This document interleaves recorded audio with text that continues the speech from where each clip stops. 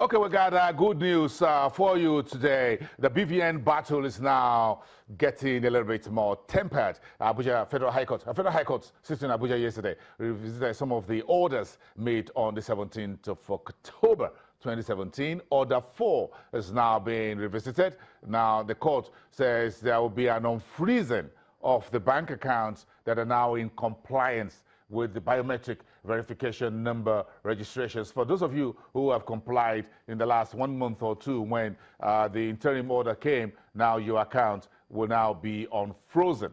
That's under 4. Order 5, the judge yesterday also says is lifting the interim forfeiture of all proceeds in all accounts without BVN until the substantive suit is determined. That is now also been sorted out. So the order previously made to forfeit or for the government to seize all those monies has now been lifted until, however, the substantive issue or suit brought before the court by the Attorney General of the Federation has been decided. It's a bit of a reprieve there. We'll see how things goes. Today, the Finance Ministry, the Debt Office, the Budget Office, and everyone else who ought to be in the loop are now in London to hold Investors Roadshow.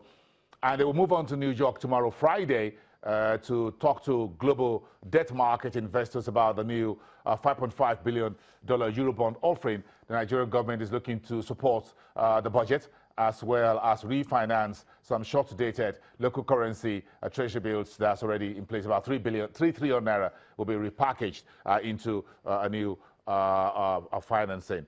Meantime, the Nigerian Port Authority says Heritage Bank is still holding on to $21.3 million funds belonging to the federal government's treasury single account, and all efforts to get this money out of Heritage Bank into the government coffers proves abortive, including efforts by the Central Bank of Nigeria.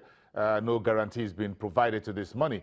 The managing director of Nigeria Port Authority, Mrs. Hadiza Usman, claimed to legislators yesterday that Heritage Bank told NPA that if the money is returned, there will have some stress effect on the commercial bank.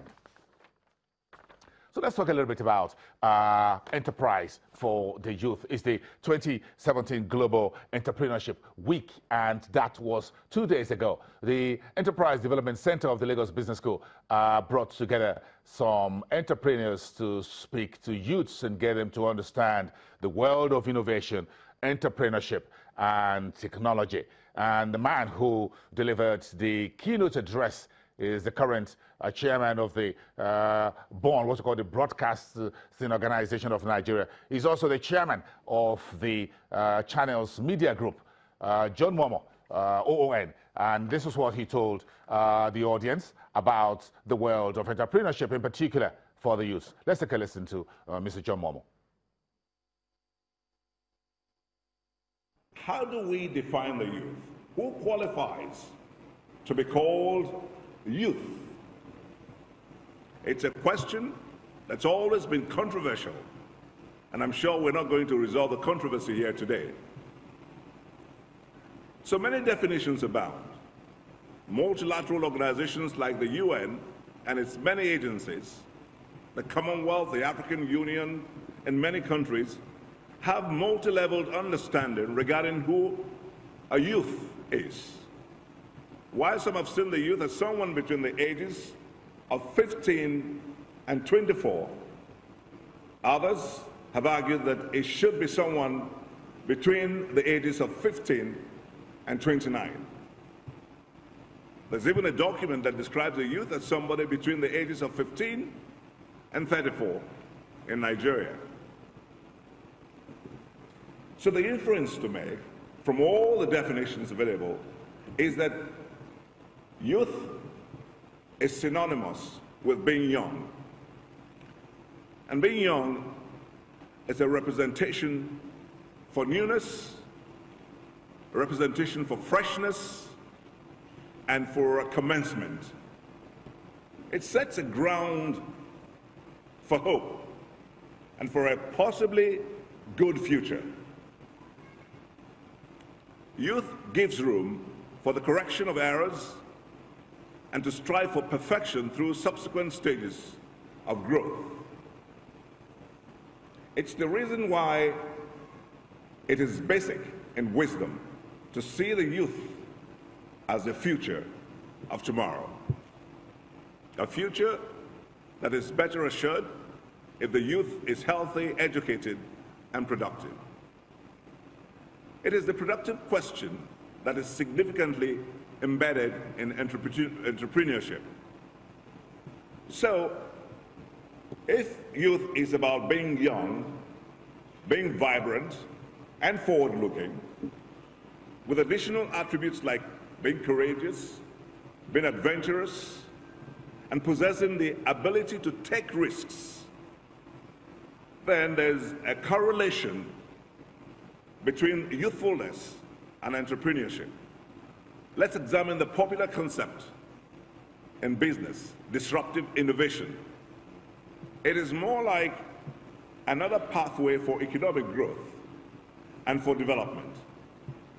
Essentially, the brainchild of Professor Clayton Christensen, the concept seeks to capture the possibility of innovation coming as a complementary narrative to the products and services of incumbents or established companies. While the incumbents or the established companies are aiming for the very top, the high end of the market, the disruptive innovation, consciously or unconsciously, targets the lower end of the market. An example that can be found easily in this country is the Nollywood film industry. It came as a counter-narrative to the prominent Hollywood and Bollywood. Bollywood on its own also was an innovation that disrupted the market. If you take a look at some of the ages of the innovators of our time, they began making impacts at a very young age. Records show that the founder of Facebook, Mark Zuckerberg, was 19 when he founded the networking site. Bill Gates was 20 at the time he began Microsoft. Apple's Steve Jobs was 21, while Google's Larry Page was 25. eBay's Pierre Omidyar was 28, and finally Larry Ellison of Oracle was 32, as at the time he came up with Oracle. The contributions of these innovations and innovators to the development of the benefiting nation, especially the US, cannot be overemphasized. These companies have grown to become multi-billion-dollar corporations with humongous effects on national and transnational economies. And many are still growing and triggering different levels